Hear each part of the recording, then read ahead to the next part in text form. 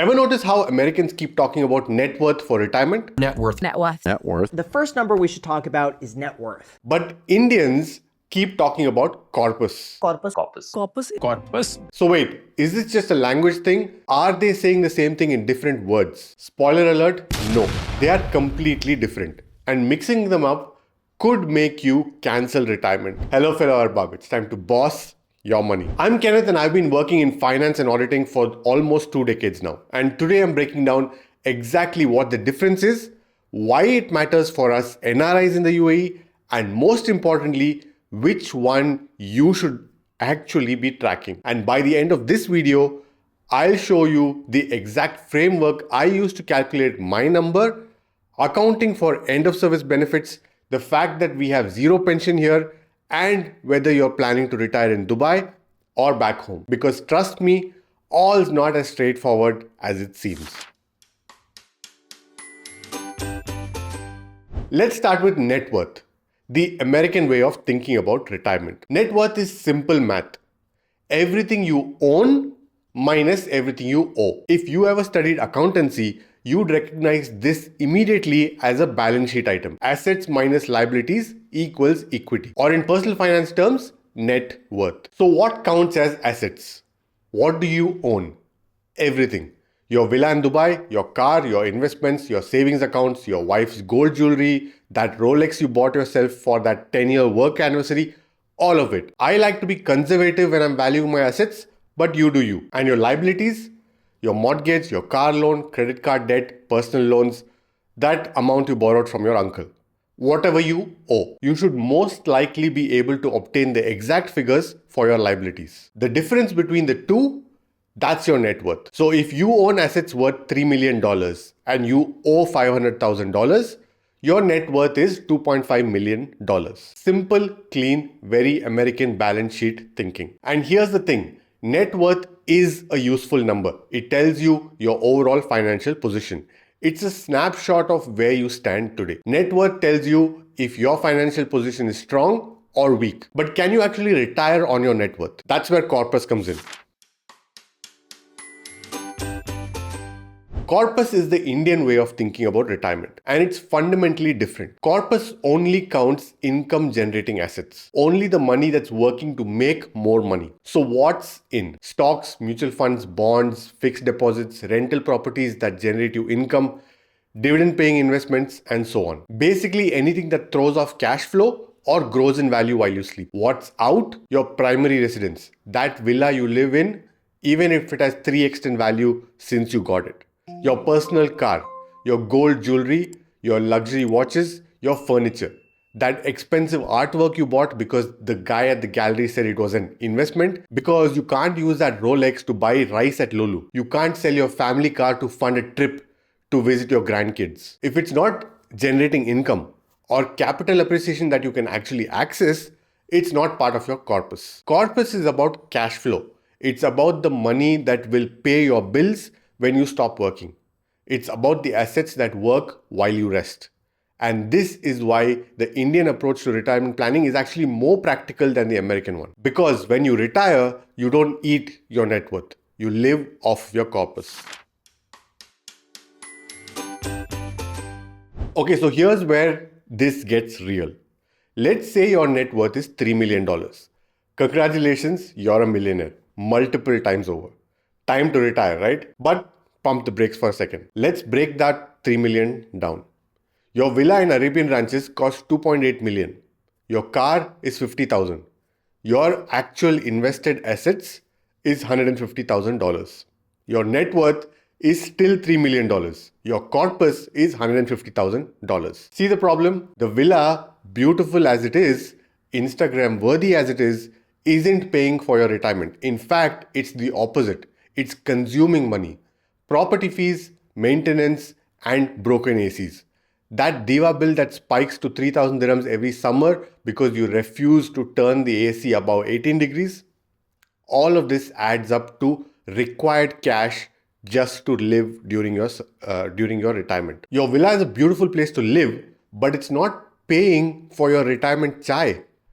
So with $150,000 corpus, using the standard 4% withdrawal rule, which is a whole other matter we'll get into in a minute, you can safely withdraw about $6,000 per year.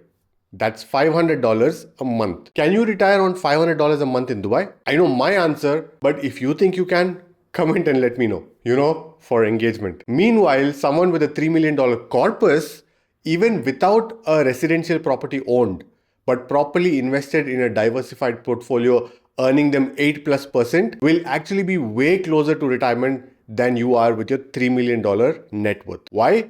Because their money is working towards their needs. This is a trap. Distinction is critical. And here in the UAE, where we have no pension system, we don't have a social security system like in US, nothing but our end of service benefits and whatever we have saved. Corpus thinking isn't just helpful, it's essential. Now let's talk about why this is even more complicated for us, NRIs in the UAE. First, end of service benefits. When you leave your job here, whether to retire or get another job, you get your end of service benefits or gratuity. It's a lump sum based on your years of service and salary. Could be $50,000, could be $200,000, could be more. But it's less like PF in India. If your last job was only a couple of years long and you've spent previous gratuity payments on cars and rent, it could easily be a tiny amount as well. But here's the question. Is that part of your corpus? Sort of. It's a one-time payment. It's not recurring income. So yes, you can invest it and turn it into corpus, but don't make the mistake of thinking I have $200,000 coming from end of service, so I'm set. That $200,000 is like getting one final paycheck from your company and then awkward silence forever. Plan accordingly. In accounting terms, it's more like a liquidation payment than recurring income. Treat it like a corpus booster, not your corpus itself. Second, no pension system. Back home in India, government employees get pensions. In the US, you get social security. Some companies still offer pensions. In UAE, you don't get that. What you save is what you get. There's no safety net. This means corpus thinking isn't optional, it's survival. Third, gold. Now, I know for many of us, gold is part of our culture. Weddings, festivals, family traditions. Your wife's gold jewelry might be worth $50,000 or more. Is that part of your corpus? Technically, you could liquidate it. But realistically, that jewelry is cultural wealth, not investment corpus. Don't count on it for retirement unless you're truly comfortable selling it when the time comes. I look at gold and silver like this. ETFs should be counted towards corpus because it was meant as corpus. Coins and bars can also be included. You wouldn't sell them every month to fund your groceries, but more as emergency funds. Jewelry, not so much. Yes, you can sell them to fund something if absolutely necessary, but you didn't buy it for that purpose. Fourth, property question. If you own a villa here in Dubai and you're planning to retire back in India, that villa needs to either generate rental income while you're gone, which turns it into corpus, be sold before you retire, turns it into liquid assets you can invest for corpus, or it's just a very expensive vacation home you're carrying that's not helping your retirement at all. Think this through now, not when you're 60. And if you own property in India that's rented out, that rental income definitely counts as corpus, but 2 to 3% of rental yields, I don't know. Alright, so how much corpus do you actually need? There are two main rules of thumb, and where you plan to retire matters. The 4% rule, or the Western approach. Based on historical market data, they estimate annual rate of returns at around 8%. Subtract the estimated inflation rate of 3% from that, and you're left with 5% that you can technically withdraw forever without reducing your corpus. But now, by only withdrawing 4% instead of 5%, your corpus should theoretically keep growing from that 1% inflation adjusted growth. The Indian approach is slightly different. Inflation is closer to 6 to 7% in India. The concept is similar to the 4% rule, but we assume returns of 11% from markets instead of 8%. Now, if you subtract the inflation rate of 7% from that, that leaves you with only 4% left, from which you can only withdraw 3%, leaving that 1% to continue to grow your corpus or for a rainy day in volatile conditions. So which one should you use? Depends on where you're retiring and where your corpus is invested. Have a rough understanding of what your day-to-day and monthly expenses would look like in your retirement days. You would typically take today's annual expenses but remove things like kids' school fees, EMIs, etc. because you'd probably not have these at retirement age. Multiply that number that you get by 25 if you want to be a little aggressive and use the 4% rule. Or multiply that same number by 33 if you want to take a more conservative approach, closer to the Indian way. So if your annual expenses today are 15 lakh rupees per year or about $18,000 and you remove 3 lakhs per year in school fees and 2 lakhs per year in EMIs, you're left at about 10 lakhs per annum in expenses during your retirement, roughly. That's about $12,000.